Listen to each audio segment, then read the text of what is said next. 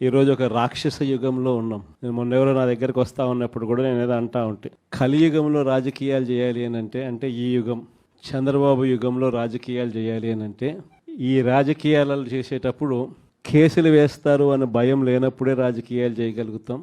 జైళ్ళకు పంపినా కానీ పర్వాలేదు చంద్రబాబు నిన్ను ఎదుర్కొంటామనే ధైర్యం ఉంటేనే రాజకీయాలు చేయగలుగుతాం. అలా ఉండగలిగిన తెగువ ఎవరికైనా ఉంటేనే రాజకీయాల్లో ఉండగలగాలి, చేయగలగాలి అనేది మాత్రమే ఈ కలియుగంలో మనం నేర్చుకుంటా ఉన్న పాఠం అని చెప్పి చెప్తా ఉంటాం. ఈరోజు నిజంగానే రాజకీయాలు అలానే తయారయ్యి చంద్రబాబు నాయుడు ఈరోజు చేస్తూ ఉన్న రాజకీయంలో కనీసం 1% కూడా మనం ఆ రోజుల్లో ఎప్పుడు చేయలే. ఆ రోజుల్లో మనం ఏ ఒక్కరికి కూడా ఇబ్బంది జరగకూడదు అనే ఆలోచనలు చేసాం. నాకు బాగా గుర్తుంది, తాడిపత్రి మున్సిపల్ ఎలక్షన్లు జరుగుతూ ఉన్నాయి. మనం రాష్ట్ర వ్యాప్తంగా మున్సిపాలిటీలు అన్నీ మనం స్వీప్ చేసినాం. రాష్ట్ర వ్యాప్తంగా జెడ్పీటీసీలు స్వీప్ చేసినాం, ఎంపీటీసీలు స్వీప్ చేసినాం, సర్పంచ్ స్థానాలు స్వీప్ చేసినాం. మున్సిపల్ ఎలక్షన్లలో కూడా మనం ఓడిపోయింది బహుశా రాష్ట్ర వ్యాప్తంగా ఒక 2 మున్సిపాలిటీలు మనం ఓడిపోయినాం. అందులో తాడిపత్రి ఒకటి. వాళ్ళకు 18, మనకు 16. కేవలం వాళ్ళకు తేడా 2.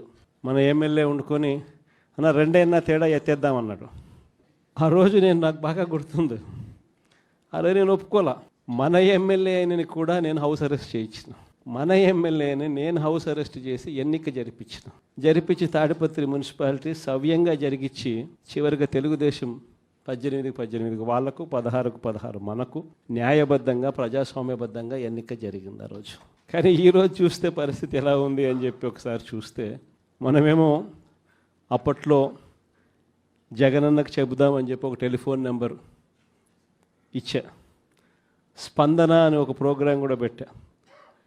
ఎవరికి ఏ ఇబ్బంది వచ్చినా కూడా కులం చూడలా, మతం చూడలా, రాజకీయాలు చూడలా, పార్టీ చూడలా, చివరికి తెలుగుదేశం వానికి కూడా ఏదైనా ఇబ్బంది వచ్చినా కూడా జగనన్నకు చెబుదామని చెప్పి ఫోన్ చేస్తే చాలు, ఎమ్మెల్యేలు అడ్డుకున్నా ఇంకొకరు అడ్డుకున్నా కూడా జగనన్నకు చెబుదామనే నెంబర్కు ఫోన్ చేస్తే చాలు వెంటనే స్పందన ఉండేది, వెంటనే పరిష్కరించే పరిస్థితి మన హయాంలో మనం చేసాం. స్పందన అని ఒక ప్రోగ్రాం పెట్టాం. ప్రతి వారము ఆ స్పందన అనే ప్రోగ్రాంలో కలెక్టర్లు ఖచ్చితంగా ఉండేట్టుగా, ఎస్పీలు కరెక్ట్గా ఉండేట్టుగా డేట్ ఇచ్చి ప్రతి వారం రోజు జరిగేట్టుగా చూసుకొని, కలెక్టర్ల దగ్గర నుంచి మొదలైతే మండలాలలో మండల ఇన్ఛార్జీల వరకు కూడా ఆ స్పందన ప్రోగ్రాంలో పార్టిసిపేట్ చేసే పరిస్థితి. ఎవరికి ఏ సమస్య వచ్చినా కూడా స్పందనలో చెప్తే ఆ సమస్య పరిష్కారం అయ్యేదాకా డైరెక్ట్గా సీఎంఓ పర్సూ చేసి ఎందుకు ఈ సమస్య పరిష్కారం కావడం లేదు అని చెప్పి అడిగే పరిస్థితిలో మన పాలన చేసాం. అత్యధికంగా ఆ పొద్దు సాల్వ్ అయింది తెలుగుదేశం పార్టీకి వాళ్ళకి సంబంధించిన సమస్యలే. అంతగా మనం కులం చూడకుండా, మతం చూడకుండా, రాజకీయాలు చూడకుండా, మనకు ఓటు వేశారా లేదా అన్నది కూడా చూడకుండా ఆ రోజుల్లో మనం పరిపాలన అందిస్తే, ఈరోజు చూస్తే ఎలాంటి పరిస్థితులు ఉన్నాయి అని అంటే, ప్రజాస్వామ్యాన్ని పట్టపగలే ఖూనీ చేస్తూ ఉన్నా కూడా ఈరోజు ఎవరు మాట్లాడలేని పరిస్థితిలో ఈరోజు పాలన సాగుతూ ఉంది. ఇలాంటి పరిస్థితుల్లో ఈరోజు మనం రాజకీయాలు చేస్తూ ఉన్నాం. ఈరోజు మొన్ననే చూసాం తిరువూరు ఎన్నిక, ఇప్పుడు కూడా జరుగుతూ ఉంది. ఇన్ఫ్యాక్ట్ తిరువూరు ఎన్నిక చూస్తే ఆశ్చర్యం కలిగించే నెంబర్స్. ఎందుకు ఎన్నికలు చేస్తూ ఉన్నారో కూడా ఎవరికి అర్థం కాదు. అక్కడ తిరువూరు పరిస్థితి ఏమిటి అని అంటే, 17 వైఎస్ఆర్సీపీ గెలిస్తే 20లో 3 టీడీపీ. మా తెలుగుదేశం పార్టీ ఎక్కడ గెలుస్తుంది, ఎందుకు గెలుస్తుంది, అసలు పోటీ ఎందుకు పెడతా ఉన్నారు? అయినా దాన్ని కూడా లాగేసుకోవాలి అని చెప్పి తాపత్రయంతో బలవంతం చేసి ప్రలోభాలు పెట్టి 17 మందిలో నుంచి ఒక 5 మందిని లాక్కొని చివరికి వైసీపీ 12, తెలుగుదేశం పార్టీ 8కి వచ్చినారు. అక్కడ కూడా ఎన్నిక కూడా ఇప్పటికీ మెజారిటీ మనమే కాబట్టి ఎన్నిక ఇప్పుడైనా మనమే గెలవాలి. ఆ ఎన్నిక కూడా జరగకోకుండా ఏకంగా పోలీసుల ఆధ్వర్యంలో ఎన్నిక ఆపుతూ ఉన్నారు. మన వాళ్ళందరినీ హౌస్ అరెస్టు, వాళ్ళందరినీ రోడ్ల మీదకి తీసుకొచ్చి నిలబెట్టినారు.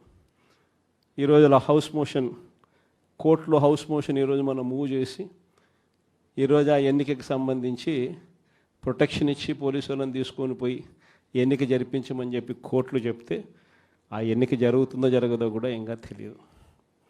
నర్సరావుపేట 17, 17కు 17 వైసీపీని గెలిచింది. ఈరోజు వైసీపీ 13, తెలుగుదేశం పార్టీ ఈరోజు 3, ఒకరు చనిపోయినారు.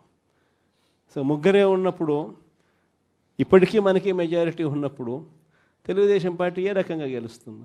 కానీ కోరం లేకపోయినా కూడా మేమే గెలిచేసినాము అని చెప్పి డిక్లేర్ చేసుకున్నారు. కారంపూడి 14 వైసీపీ, 14 వైసీపీనే గెలిచింది. ఈరోజు ప్రలోభాలు పెట్టి ఇంకొకటి చేసి వైసీపీ 8, తెలుగుదేశం పార్టీ 6.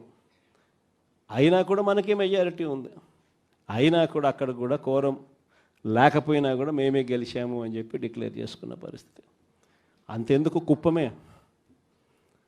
మున్సిపాలిటీ దగ్గర నుంచి మొన్న జరిగిన రామకుప్పం ఉప ఎన్నిక దాకా కూడా ఎక్కడ చూసుకున్నా కూడా ఇదే పరిస్థితి. ఈరోజు ఇక్కడే ఉన్నారు. ఎందుకు?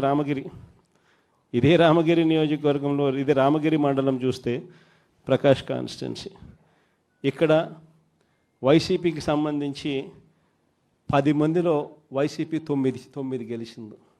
తెలుగుదేశం పార్టీ గెలిచింది కేవలం 1. మరి అలాంటప్పుడు ఎన్నికెందుకు జరపాలా?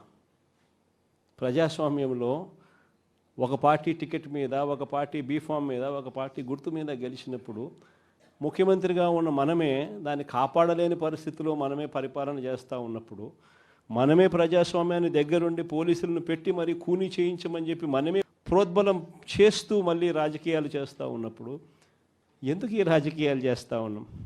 ఈరోజు ఇదే రామగిరిలో ఇప్పటికీ కూడా 6 మంది మనము, 9 మందిలో 3 వాళ్ళు లాక్కున్నారు. అయినా ఇంకా 6 మంది మనమే మెజారిటీ.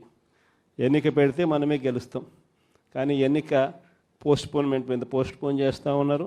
చివరికి కోరం లేదని చెప్పి అది కూడా వాళ్ళ ఖాతాలో వేసుకుంటారు.